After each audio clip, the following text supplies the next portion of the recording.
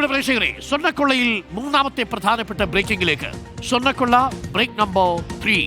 ശബരിമല സ്വർണ്ണക്കൊള്ള കേസിൽ കുറ്റപത്രം സമർപ്പിക്കാൻ തിരക്കിട്ട നീക്കവുമായി SIT. മുഖ്യപ്രതി ഉണ്ണികൃഷ്ണൻ പോറ്റിയെ ജയിലിലെത്തി വീണ്ടും ചോദ്യം ചെയ്തു. ശ്രീകോവിലിലെ വാതിലിൽ നിന്ന് സ്വർണം വേർതിരിച്ചിട്ടില്ലെന്ന ഉണ്ണികൃഷ്ണൻ പോറ്റിയുടെ മൊഴി SIT വിശ്വാസത്തിലെടുത്തിട്ടില്ല. കട്ടളപ്പാളി കേസിൽ അറസ്റ്റ് രേഖപ്പെടുത്തി 90 ദിവസം പൂർത്തിയാകാനിരിക്കെയാണ് SITയുടെ നീക്കം. ഹരിമോഹൻ തുടരുന്നുണ്ട്. Harimohan, break number 3.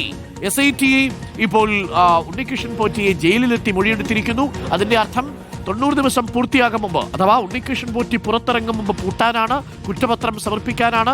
കുറ്റപത്രം സമർപ്പിച്ചില്ലെങ്കിൽ പോറ്റി പുറത്തിറങ്ങും. ഒന്നാം പ്രതി തന്നെ പുറത്തിറങ്ങിയാൽ SITക്ക് അത് വലിയ നാണക്കേടുണ്ടാക്കും. നിയമപരമായി അതിന് സാങ്കേതികത്വമൊക്കെ പറയാമെങ്കിലും പൊതുജനങ്ങൾക്കിടയിൽ SITയെ കുറിച്ചുള്ള വിശ്വാസ്യതയ്ക്ക് മങ്ങലേൽക്കും. അതുകൊണ്ട് SIT തിരക്കിട്ട നീക്കമാണോ നടത്തുന്നത്? ഹരി,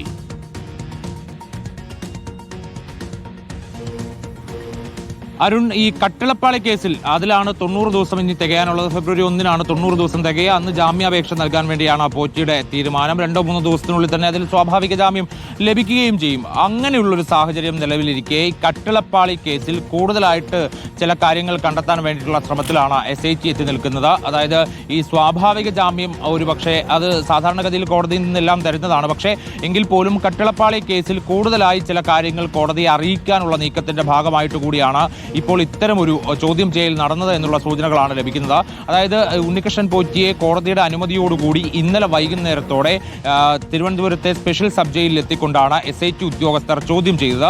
ആ ചോദ്യം ചെയ്യൽ ഏറെ നേരം നീണ്ടു. അതിൽ ചോദ്യം ചെയ്യലിൽ ഉണ്ടായത് കട്ടിളപ്പാളിയുമായി ബന്ധപ്പെട്ട വിഷയം മാത്രമായിരുന്നു എന്നുള്ളതാണ് നമുക്ക് മനസ്സിലാക്കാൻ സാധിക്കുന്നത്.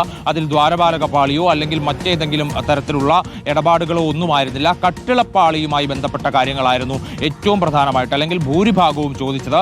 അതിൽ കട്ടിളപ്പാളിയിലെ പാളികൾ, അതായത് അതിൽ 1 അല്ല 7 പാളികളുണ്ട്. ആ 7 പാളികളിൽ ഏതെങ്കിലും മാറ്റിയിട്ടുണ്ടോ?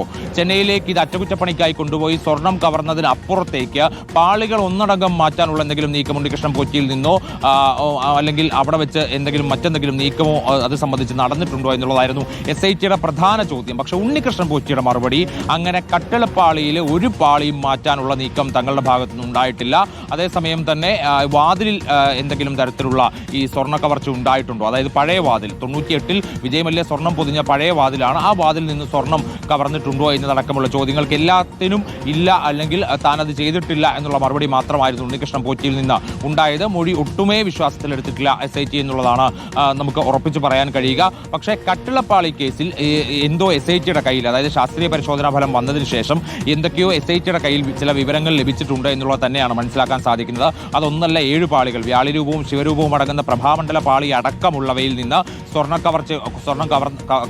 കവർന്നിട്ടുണ്ട് എന്നുള്ളതടക്കമുള്ള വിവരങ്ങൾ SITയുടെ പക്കലുണ്ട്. പക്ഷെ അതിനപ്പുറത്തേക്ക് പാളികൾ തന്നെ ഒന്നടങ്കം അടിച്ചു മാറ്റി പുതിയ ഡ്യൂപ്ലിക്കേറ്റ് പാളികളാണോ സ്ഥാപിച്ചത് എന്നതടക്കമുള്ള ചില കാര്യങ്ങളിൽ ചില സൂചനകൾ SITക്ക് ലഭിച്ചിട്ടുണ്ട്. അത് ഉണ്ണികൃഷ്ണൻ പോറ്റിയെ ചോദ്യം ചെയ്തുകൊണ്ട് അക്കാര്യത്തിലൊക്കെ തന്നെ ഒരു വ്യക്തത, അല്ലെങ്കിൽ ഉണ്ണികൃഷ്ണൻ പോറ്റിക്ക് പറയാനുള്ള കാര്യങ്ങൾ എന്തൊക്കെയാണെന്ന് അറിയുക എന്നുള്ളതാണ് പ്രധാനമായിട്ടും ഉദ്ദേശിച്ചിരുന്നത്. ഫെബ്രുവരി 1-ന് 90 ദിവസം തികയുകയാണ് കട്ടിളപ്പാളി കേസിൽ. അതിനു മുൻപ് തന്നെ ഈ കാര്യങ്ങളെല്ലാം അടങ്ങുന്ന എന്തെങ്കിലും വിവരങ്ങൾ അല്ലെങ്കിൽ ഒരു റിപ്പോർട്ട് അടക്കം കൊല്ലം വിജിലൻസ് കോടതിയിൽ SIT സമർപ്പിക്കുമോ, അല്ലെങ്കിൽ ജാമ്യാപേക്ഷയെ എതിർക്കാൻ വേണ്ടിയുള്ള സത്യവാങ്മൂലത്തിലായിരിക്കുമോ ഇത്തരം വിവരങ്ങൾ ഉണ്ടാകുമോ എന്നുള്ളതാണ് നോക്കിക്കാണേണ്ടുന്ന ഒരു കാര്യം. എന്തായാലും കട്ടിളപ്പാളി കേസിൽ SITക്ക് സ്വാഭാവിക ജാമ്യം തടയാൻ വേണ്ടിയുള്ള എല്ലാ നീക്കങ്ങളിലേക്കും കടക്കാനുള്ള നിർദ്ദേശം ലഭിച്ചിട്ടുണ്ട് എന്നത് തന്നെയാണ് നമുക്ക് ഈ ഘട്ടത്തിൽ അറിയാൻ കഴിയുന്നത്. Arun, okay, thank U.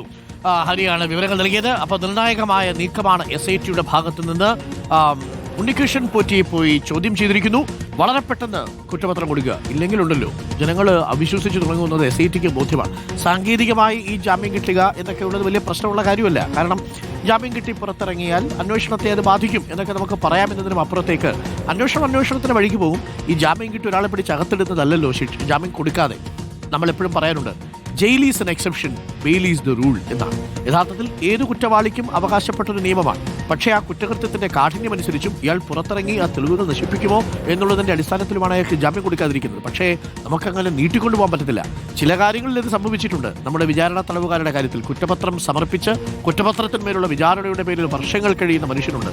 മദിനിയെ പോലെ ഉള്ള എത്രയോ മനുഷ്യർ.